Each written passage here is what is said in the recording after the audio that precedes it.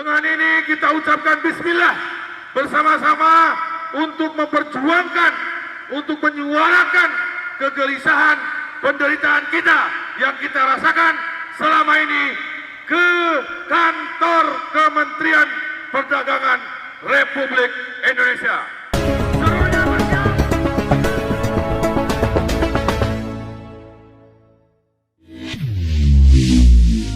Mewakili aspirasi rekan-rekan buruh di seluruh Indonesia mendatangi Kementerian Perdagangan ini dalam rangka menuntut agar Kementerian Perdagangan ini segera mencabut Permendak nomor 8 tahun 2024 atau setidak-tidaknya melakukan revisi perbaikan sesuai dengan aspirasi kaum buruh Indonesia yang hadir hari ini, saudara-saudara. Kebijakan ini, Permendak ini sudah menghantam industri-industri, kantong-kantong, pabrik-pabrik kita, tempat periuk nasi kita. Setiap hari kita dengarkan akibat peraturan Menteri Perdagangan ini yang membiarkan impor pakaian jadi masuk dari luar, khususnya dari Cina, kemudian memberikan menjual dengan harga semurah-murah mungkin. Itu menghantam industri pabrik tekstil kita yang mengakibatkan ratusan ribu kaum buruh Indonesia ter-PHK karena pabriknya tidak bisa lagi memproduksi pakaian jadi, saudara-saudara. Ini semua akibat kebijakan daripada rezim Jokowi, rezim Sontoloyo, rezim amburadul, ugal-ugalan, brutal dalam membuat undang-undang. Dan ini juga adalah turunan daripada undang-undang Omnibus Law Cilaka itu yang memberikan kewenangan sebenarnya, yang terlalu meliberalkan, yang terlalu kapitalistik, dan membiarkan mafia-mafia impor terus memperbaikan, terus menggerus produk-produk dalam negeri kita. Kita sebagai rakyat Indonesia, buruh Indonesia, sebagai bagian daripada rakyat Indonesia yang menginginkan agar Indonesia ini mampu berdikari di bidang ekonomi. Berdikari di bidang ekonomi adalah berdiri di atas kaki kita sendiri. Kalau bukan kita, siapa lagi? Kalau bukan sekarang, kapan lagi? Ataukah harus kita menunggu jutaan kaum buruh Indonesia ini ter-PHK, termiskinkan, tidak bisa kasih makan anak istri di rumah, yang ujung-ujungnya berakhir menjadi pengikut setia judi online. Kalau judi online kalah terus, akhirnya dia menjadi bunuh diri, saudara-saudara. Ini potret miris. Ini kita sangat sedih sekali. Seharusnya bagaimana kebijakan daripada Kementerian Perdagangan, Kementerian Perindustrian, juga kebijakan Jokowi ini, bagaimana agar industri-industri Indonesia ini dapat tumbuh subur, dapat menampung seluruh rakyat Indonesia yang sudah tamat sekolah untuk dapat bekerja di pabrik-pabrik. Saya kasih tahu aja, sesuai dengan data BPS tahun 2004 sampai 2014, ketika Presiden SBY menjadi presiden, daya serap industri kita itu sampai 15 juta. Kemudian diganti Jokowi, di awal kepemimpinan Jokowi tahun 2014 sampai 2019 itu menurun daya serap industri, hanya menyerap 8,5 juta tenaga kerja. Yang paling miris data terakhir 2024 ini, industri kita hanya mampu menyerap 2 juta pekerja saja, saudara-saudara. Ini artinya puluhan juta rakyat Indonesia, anak-anak kita itu susah dan sangat sulit mencari pekerjaan. Seperti diberitakan di media sosial, bagaimana generasi Z ini, 10 juta generasi Z ini, generasi-generasi anak-anak muda kita ini kesulitan dan frustasi untuk mencari pekerjaan, saudara-saudara. Ini Jokowi ngapain ini? Jokowi ini, kebijakan Jokowi mana? 10 juta lapangan kerjanya mana? Ini yang menjadi pertanyaan rakyat Indonesia hari ini. Ternyata kebijakan 10 juta lapangan kerja Jokowi hanya omong kosong belaka. Justru kebijakan-kebijakan yang dibuat oleh rezim Jokowi ini pada akhirnya hanya melahirkan pengangguran-pengangguran saja. Pemutusan hubungan kerja sudah terjadi di mana-mana. Bukan hanya sektor tekstil saja, tetapi sektor-sektor lainnya juga demikian. Demikian juga terhadap program motor listrik dan mobil listrik. Jika itu berjalan, maka diperkirakan ratusan bahkan ribuan vendor-vendor berbagai macam kendaraan otomotif akan bertumbangan, saudara-saudara.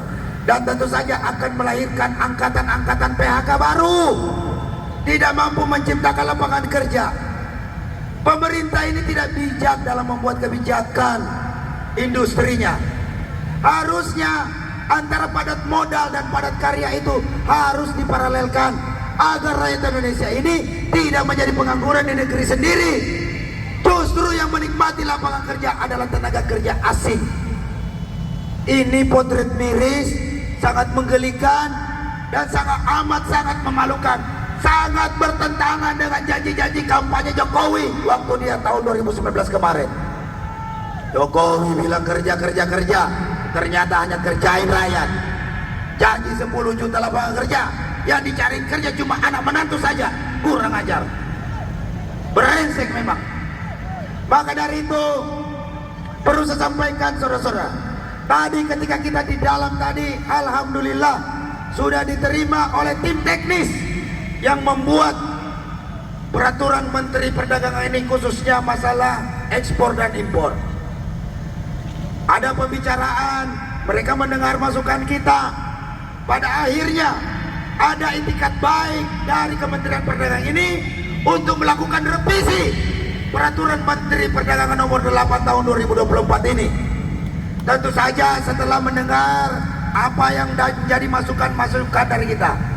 Tetapi sekali lagi, namanya Jokowi itu kan bohong. Jangan sampai aparat di bawahnya juga ikut-ikutan bohong, kasih janji-janji palsu saja. Maka dari itu perlu kita kawal revisi daripada Permendak ini, kawan-kawan. Siap, kawan-kawan? Kita kasih waktu. Ini harus ada komunikasi antara kita yang ada di sini yang terdampak oleh peraturan Menteri Perdagangan ini, akan memberikan masukan yang baik kepada Kementerian Perdagangan, sehingga dalam hal pembuatan peraturan Menteri Perdagangan ini bisa dibuat dengan lebih baik lagi, dan tentu saja tidak mengorbankan kita sebagai anak bangsa, tetapi bagaimana peraturan Menteri Perdagangan ini mampu menjaga, melestarikan kehidupan buruh Indonesia agar benar-benar mampu hidup di negeri sendiri. Dampaknya sangat luar biasa. Kalau PHK terlalu banyak, pemerintah ini mau pungut pajak dari mana? Karena kalau rakyat Indonesia menjadi pengangguran, itu menjadi beban negara. Siapa yang bikin dia menjadi pengangguran? Ya negara. Karena negara tidak mampu menciptakan lapangan kerja yang seluas-luasnya, tidak mampu menciptakan lapangan kerja 10 juta yang seperti janji-janji Jokowi itu. Pada akhirnya teman-teman yang tadinya mampu membayar pajak melalui pajak penghasilannya, akhirnya negara tidak dapat pendapatan lagi daripada pajak buruh, penghasilan buruh. Padahal hari ini negara kita ini butuh uang banyak. Woi Pak Menteri, Pak Zulkifli Hasan, dengerin nih. Hari ini negara sangat butuh uang yang banyak dari rakyat untuk membayar utang-utang luar negeri yang sudah over limit, untuk membayar beban-beban negara, sekaligus juga menggaji Pak Zulkifli Hasan dan kawan-kawan di Kementerian Perdagangan ini. Anda bisa bayangkan kalau yang kebijakan Anda ini hanya akan membuat buruh ter-PHK. Kalau buruh sudah ter-PHK, maka mereka menjadi beban negara. Mereka tidak menyetorkan lagi pajak-pajak penghasilan yang mereka dapatkan. Akhirnya negara juga miskin penerimaan dari pendapatan penghasilan pajak dari kaum buruh Indonesia. Pada akhirnya membebani negara. Kalau sudah membebani negara, rakyat miskin berada di mana-mana. Hari ini 80 juta rakyat Indonesia dalam keadaan miskin, pusing cari makan tiap hari. Sementara pejabatnya sewa Alphard 25 juta per hari, pesta pora, makan enak, undang influencer, kurang ajar. Brengsek memang ini rezim. Termasuk masuk Klipi Hasan, nantangin buruh. Kalau buruh, walaupun di demo buruh, dia tidak akan melakukan perubahan terhadap Permendak. Tahu-taunya orangnya nggak ada. Zulkifli Hasan kabur. Kalau saya bilang Zulkifli Hasan, kalian bilang kabur, pengecut. Zulkifli Hasan, Zulkifli Hasan, Zulkifli Hasan. Orang-orang yang suka kabur, makanya jangan asal ngomong di media. Ini kita datang ini baru perwakilan. Kami berjanji, kalau Permendak ini tidak dilakukan perbaikan, maka semua korban-korban PHK yang ada di Jawa Barat, Jabodetabek dan Banten akan kami bawa ke sini, sekaligus bawa sampah-sampahnya, lemparin ini Kementerian Perdagangan. Dia yang harusnya menerima sampah-sampah dari kita. Karena gara-gara dia, kita semua ter-PHK, saudara-saudara. Gara-gara kebijakan dia yang tidak pro kepada rakyat. Kita yang rakyat disusahin sama dia. Dia mah enak, gajinya gede, digaji dari rakyat.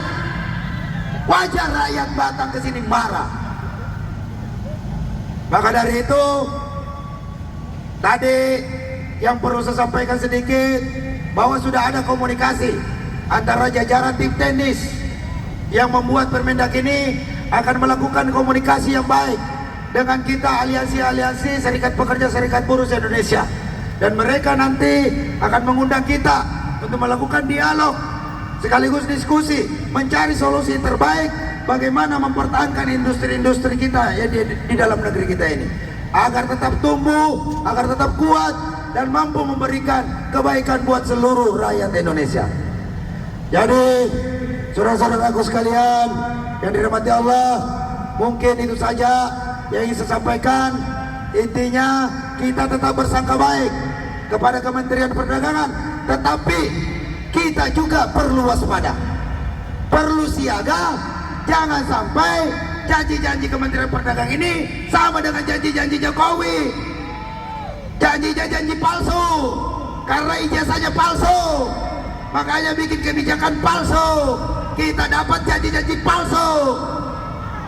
Bukan begitu? Betul tidak? Betul tidak? Mungkin itu saja. Jadi sekali lagi saya ingatkan kepada Kementerian Perdagangan, mari kita sama-sama jalin komunikasi. Kalau tidak ada komunikasi, maka jangan salahkan buruh Indonesia akan datang ke sini berbondong-bondong, beramai-ramai menyerbu kantor Anda. Hari ini kami masih aksi di luar. Ini pagarnya pendek ini. Saya kasih tahu, ini pagarnya pendek. Ini besok ini kalau udah banyak, kalau Anda tidak konsisten dan komitmen, maka kami sebagai para pimpinan-pimpinan yang ada di aliansi serikat pekerja, serikat buruh seluruh Indonesia siap bertanggung jawab, akan menginstruksikan anggota kami untuk menyerbu masuk ke dalam mencari Zulkifli Hasan. Siap, siap. Tapi jangan sekarang, nanti kalau dia bohong. Oke? Mungkin itu saja dari saya. Lebih kurangnya mohon maaf, kebenaran hanya milik Allah, kesalahan ada pada rejim Jokowi. Demikian. Assalamualaikum warahmatullahi wabarakatuh. Hidup buruh, hidup buruh, hidup buruh yang melawan, yang tidak melawan temannya Jokowi.